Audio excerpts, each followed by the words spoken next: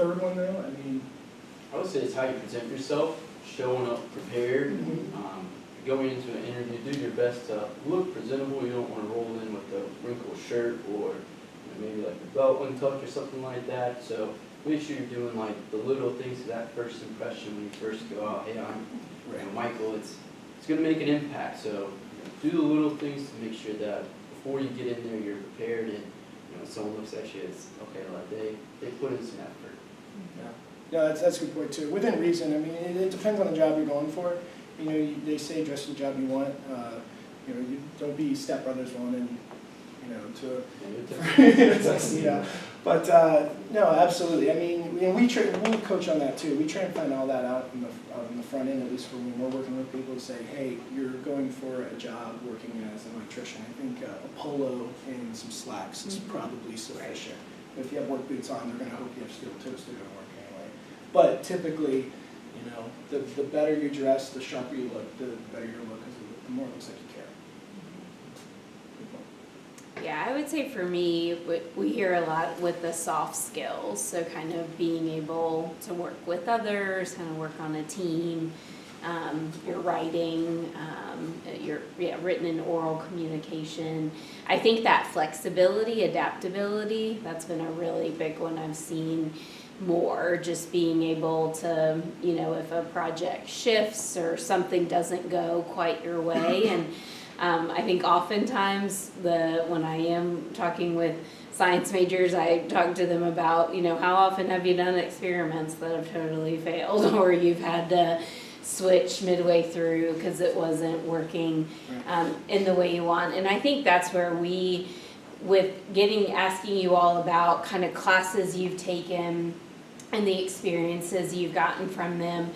Not only do we want you thinking about the technical things, what you did in the class working, that was great, like certain equipment that you worked with and things like the things you had to do, writing a 20-page research paper or whatever it was.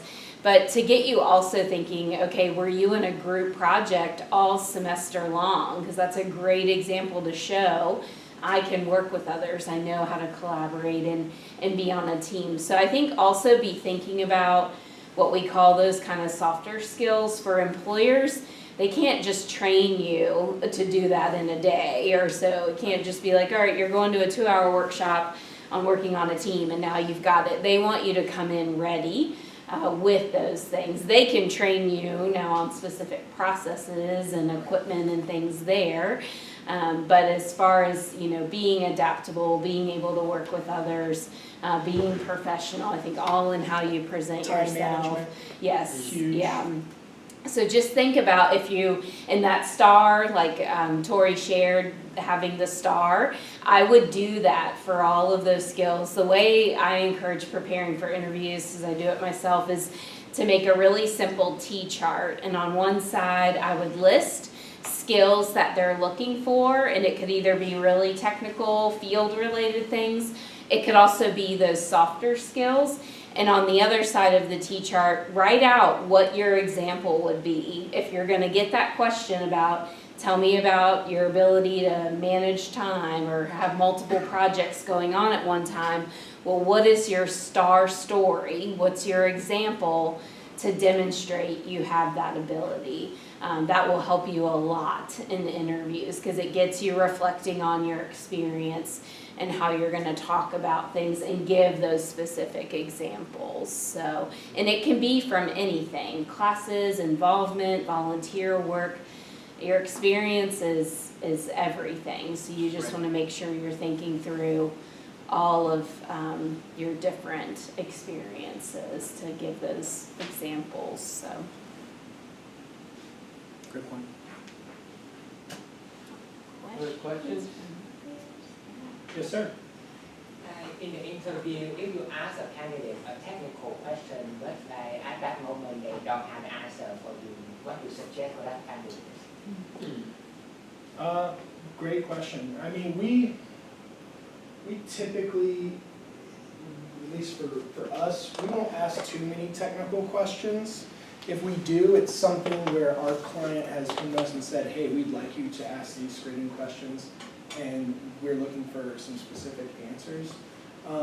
But again, we're not necessarily subject matter experts, so I would appreciate that person's honesty for one, for not saying they didn't know, because they could just tell me something and be like, oh, okay, cool, yeah, sounds good. But I would just say, hey, that's okay for the next interview, for your next opportunity. You know, if you know now that that is something that is important for the responsibilities of the position, you know, go get experience doing that, or at the very least, do your research and like do your homework and figure out what it is that's going to take to learn to be able to do this well. Or if you get asked that technical question, if it's for, let's say, like a piece of equipment, if you have a general idea of what that equipment does, maybe you can think of something that is relatable. For example, if it was like a tool that measures something, maybe not exactly use that specific tool, but if you can relate to, hey, although I've never specifically used this tool, in my past experience, I used this, which gave me a reading on this, and I was able to interpret how, you know, it worked and what the reading was. Or if you can't think of anything that relates to it, flip it to where it's like, although I don't have any hands-on experience with it, I would love to make this a goal. I'm going to give me the opportunity to really excel and be able to use this type of equipment or whatever it would be. That's exactly what I was gonna say. Always show your willingness to learn. I think, you know, sometimes, again, that's another quality. An employer can't just like make you willing to learn. You've gotta have that. And so I think if they do ask you something that you're not as familiar with, to say, yeah, to have that honesty, but then follow it up with, I'm excited to learn, that's why I'm reaching for this opportunity, is that, you know, I want these chances to stretch and grow and be able to learn. So I think that's a great. But I would also echo, try to take notes after your interviews. So as you go on different interviews, you know, you always want to carry like a nice notepad with you with additional copies of your resume. Even though you've already sent it, they've probably already got it printed out. It just makes you look prepared, as they were talking about. But I think having that notepad is helpful, because as the interview ends, you're back at your car. Write down those questions that you got that you're like, okay, you know, I answered this way, but I'd want to work on that more. And so that way, when you do then go on that next interview and get that question again, you're more prepared for it. So try to kind of take notes after each interview to just help keeping you get prepared for the next one. I think sometimes too, if you get asked a technical question, sometimes you feel like you need to be ready, like right then, like you should be prepared for that. I know I've had questions in interviews where I would like, oh, that was a good question, or like, I never like thought. It's okay to be able to, well, one, you could ask, can you clarify? Can you ask that a different way so I can make more sense of the question? And then another thing a lot of people do that I had to learn over time, because I was really bad at it, is if you are formulating a response and you're not sure, silence is golden. I feel like a lot of people, they feel like, or they start talking to fill time while they're trying to think. Don't do that. Like, have a bottle of water there, take a sip of your bottle of water, think through the answer, and then maybe if it takes 20 or 30 seconds, that's fine. Your interviewer is not going to fault you for that. It looks better. It really does. We appreciate that more than just trying to BS your way through it until you kind of come to an answer. And it's because I had that where I would be dancing around what I wanted to say, and then finally at the end of 5 minutes, I would like just say, he's like, that's what I was just waiting for you to say that. I just wanted you to say that. Good job. Thank you.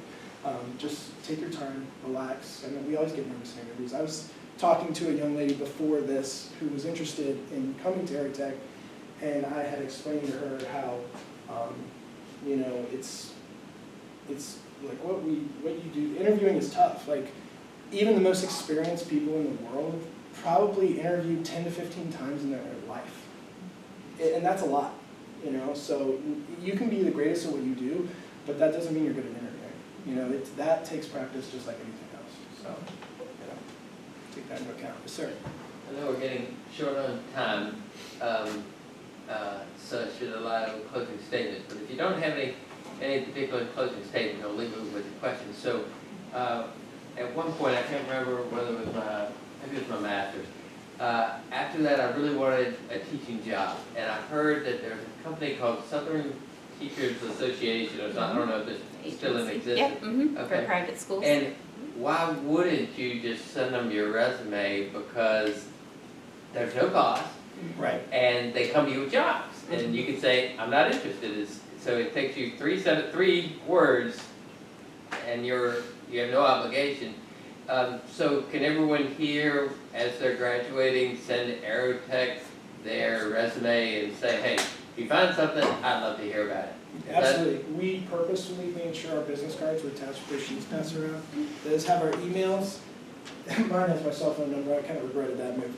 But they have our phone numbers and our emails on there. If you guys have any questions, like if you don't want to ask now because you think it's a silly question, there isn't one. But if you have any questions you want to ask, or if you have something that comes up later that you didn't think about, we're here to be resources for you guys. Any way we can be. Any way we can. If you guys want to talk about preparing, hey, I've got a job interview coming up. These are my thoughts, some questions I've prepared. Feel free to call us, and we're happy to walk through that with you guys. If there's any way we can help, we're happy to do that. And yes, send us those resumes, and we'll get them to the right people if we can. And playing off of that, if you see a job online and you know the company, more than likely we have some sort of connection, might not be in that exact field, but it could be in other areas. So at least I can kind of point you in the right direction of you're probably going to talk to this HR person, or if you go in there and mention, you like this because they're dabbling in this area, just kind of helps with a little extra knowledge of the company if at all possible. Well, very true. That's a great point too. I do have a follow-up thought, if Okay, that's okay. So I would say, and my follow-up thought is follow-up. So now clearly if you're working with a place like Aerotec, they're gonna, if you work with them as a job seeking candidate, they'll follow back up with you to kind of let you know the status. But if you're on your own seeking positions, make sure that you're checking on applications. So after you apply to something, give them a few weeks, don't call them the next day, but give them a couple of weeks, but then contact them to see, did they receive everything? That's a huge thing to do. Not a lot of candidates do it, but it just shows them that you're truly interested. And it could kind of let you know where they are within the search. Maybe they haven't even started looking at the resumes yet that they've received, or maybe they're about to start interviews. But be sure to follow up, and then after any interview, be sure to follow up with a thank you email or a handwritten note. Again, this is something we talk about a lot, but people don't do it. And so again, it helps you stand out as a candidate. So make sure you're sending, and it doesn't have to be long, you don't need to write them a book, but just a few sentences to let them know you appreciate the opportunity to interview, maybe something specific you learned from the interview, or if you made a particular connection with someone. Just again, to kind of stay on their radar. Any hiring manager has a ton of things going on at one time, and so you want to be staying on their radar as much as you can. So just be sure you're following up on things. Yeah. And real quick, just to bounce off that, if you're interviewing, hold the companies accountable. They hold you accountable to hold up your end of the bargain and be there on time. I've had people say oh, well, they told me they'd get back to me in a week with, they'd call me one way or another, let me know whether I got the job or didn't. And 2 or 3 weeks go by and they haven't gotten a call. Call that company. Mm-hmm. They owe it to you to give you the feedback. If you got a job or you didn't, at that point you assume you didn't. Well, why didn't I? What did I do well? What did I not do well? Help me for the next opportunity, because this is my career, it's my life. So definitely don't just brush that under the rug if you don't get a response. Call them and be like, hey, this was promised to me. I want to know why I didn't get the job, please. It doesn't hurt to ask them, Yeah. hey, when should I expect to hear something? What is the timeline for this position? Tori mentioned having questions ready. That's a great one to wrap up with. Yeah. Appreciate What are the it. next steps? Yes. Yeah, always ask that question. Using a little bit of an idea of kind of where they're at too. Absolutely. Yes. So every company is different. Some are super quick, turning around interviews and decisions. Others take weeks in between Right. everything. So it definitely helps to give you a sense of time. Well, Sarah, thank you for all your semester long of being here Oh, and it's been fun. helping Thanks, us. everyone. It's Come great see meeting me. you.